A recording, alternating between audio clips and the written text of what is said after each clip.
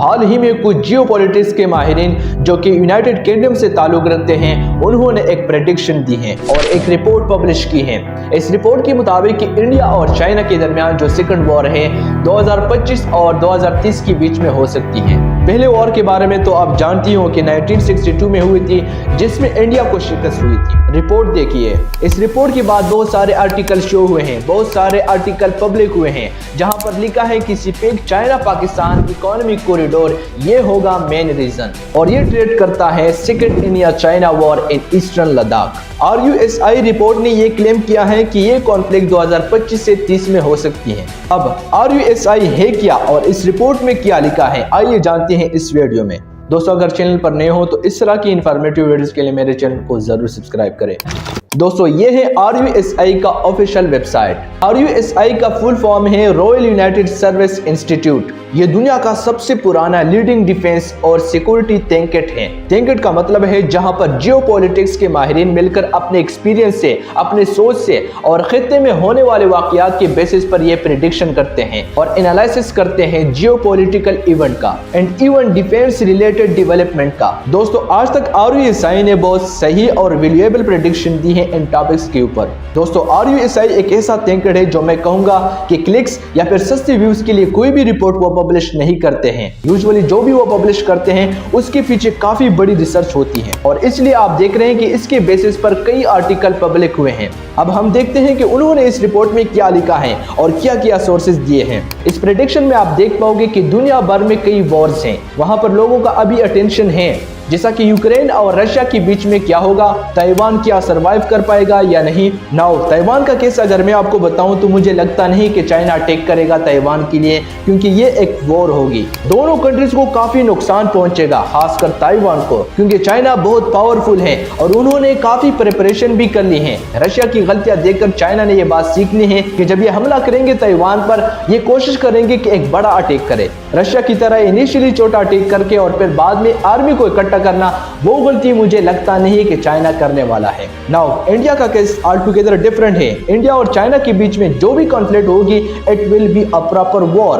दोनों कंट्रीज बहुत पावरफुल है और रिसोर्सेसफुल है और दोनों कंट्रीज के लिए बिल्कुल भी आसान नहीं होगा एक दूसरे को हराना। और यहाँ पर आप देख पाओगे ईस्टर्न लद्दाख का जो ये पार्ट है, बेसिकली लाइन ऑफ कंट्रोल का जो रीजन है, यहाँ पर कह रहे हैं मोस्ट प्रोबेबली एक बड़ी कॉन्फ्लिक्ट हो सकती है बिटवीन इंडिया एंड चाइना। यहाँ पर अरुणाचल प्रदेश को काउंट नहीं कर रहे हैं, इसके कई रीजन हैं। वन ऑफ देम बीइंग कि चाइना के लिए देखो, आज के वक्त लद्दाख एनर्जी पर्सपेक्टिव से और ओवरऑल पाकिस्तान की कनेक्टिविटी की पर्सपेक्टिव से बहुत ही ज्यादा इंपॉर्टेंट है।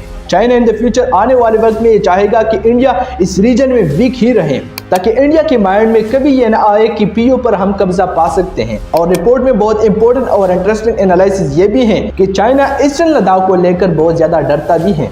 जी हाँ, आपने बिल्कुल सही सुना कि चाइना का सबसे बड़ा नाइटमेयर ये है कि इंडिया मिलिटरीली इतना स्ट्रॉन्ग ना हो जाए, या फिर आप यूं कह सकते हैं कि इंडिया USA के साथ मिलकर एक बड़ा टेक्नो लॉन्च कर दे ईस्टर्न लद्दाख पर, जिससे कंजगार रीजन चाइना का, इस पर इंडिया कब्जा ना ले, तो ये चाइना के लिए बहुत बड़ा लॉस होगा। यहाँ पर आप देख सकते हैं, यहाँ पर लिखा हुआ है eastern Ladakh is the only pathway, अकेला पाथवे है from which a hostile power का मतलब है कि जो अटैक कर रहा है कंट्री। नाउ दोस्तों, मैं आपको बताता चलूं कि चाइना कंजगार पर बहुत ज्यादा डिपेंडेंट करता है, क्योंकि ना सिर्फ कंजगार रीजन से सिपेक गुजरता है। चाइना पाकिस्तान इकोनॉमिक कॉरिडोर के बारे में तो आपको पता ही होगा, जिससे चाइना मलेका स्टेट पर जो अपनी डिपेंडेंसी है वो कम कर देगा। अभी के लिए चाइना जो ऑयल इंपोर्ट करता है वो मान लीजिए सऊदी अरबिया से निकलता है, तो फिर यहाँ से होकर मलेका स्टेट से गुजर के पहुंचता है चाइना में। अब चाइना ने इसका एक शॉर्ट रूट ये निकाला कि पाकिस्तान में बहुत सारी रियल रोड्स हम करेंगे, फिर आजाद कश्मीर से ये प्रोजेक्ट निकालकर ये सारी एनर्जी स्टोर करेंगे कंजगार रीजन में, और कंजगार से ये एनर्जी जाएगी चाइना के बड़े शहरों में जैसा कि शंघाई वगैरह।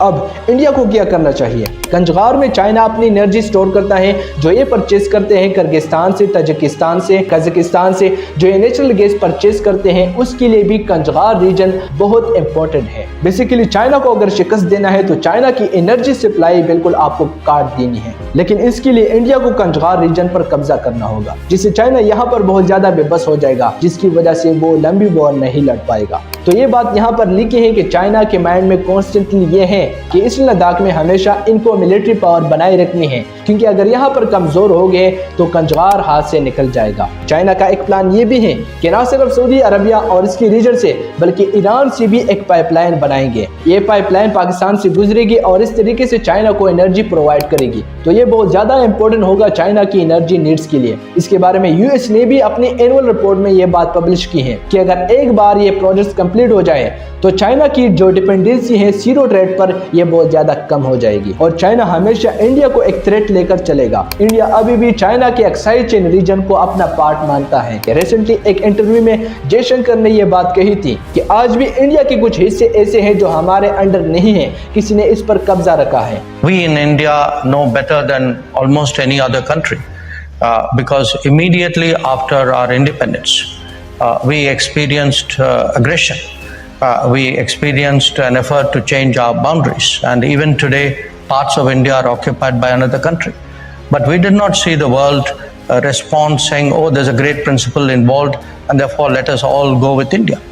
So yes, today we are being told that there are principles involved. I wish I had seen that principle in play for the last 80 years. Basically इनका इशारा चाइना के एक्साइड चेन की तरफ है। तो कम वर्ड्स में इस रिपोर्ट में बहुत ज्यादा अच्छे से जो मेन पॉइंट से कॉन्फ्लिक्ट को लेकर वो हाईलाइट किए गए हैं। और ऐसा नहीं है कि चाइना इसलिए इंडिया को अटैक कर सकता है कि वो इंडिया को पसंद नहीं करते या फिर इनको कोई और इशू है। इट्स ऑल अबाउट चाइना की एनर्जी नीड्स। अब दोनों कंट्रीज के पास ये ऑप्शन मौजूद है कि एक प्लेटफॉर्म के जरिए जो भी मिसअंडरस्टैंडिंग है एक दूसरे को लेकर ये बिल्कुल एरिडिकेट कर दे और एक ट्रस्ट बिल्ड करे कि कल को हम दोनों एक दूसरे पर अटैक नहीं करेंगे। लेकिन इंडिया बीइंग इंडिया, क्या इंडिया इस बात को मान जाएगा? क्योंकि इंडिया बार बार क्लेम करता आ रहा है कि एक्साइड चेन हमारे मुल्क का हिस्सा है, लेकिन चाइना इस बात पर बिल्कुल भी राजी नहीं है, जिसकी वजह से मुमकिन है कि अगर फ्यूचर में वॉर की शुरुआत हुई तो ट्रिगर आपको इसी रीजन में मिलेगा। दोस्तों, इस बारे में आपकी क्या राय है कि क्या इंडिया और चाइना के बीच में ये वॉर हो सकती है या नहीं? कमेंट सेक्शन में जरूर बताइएगा।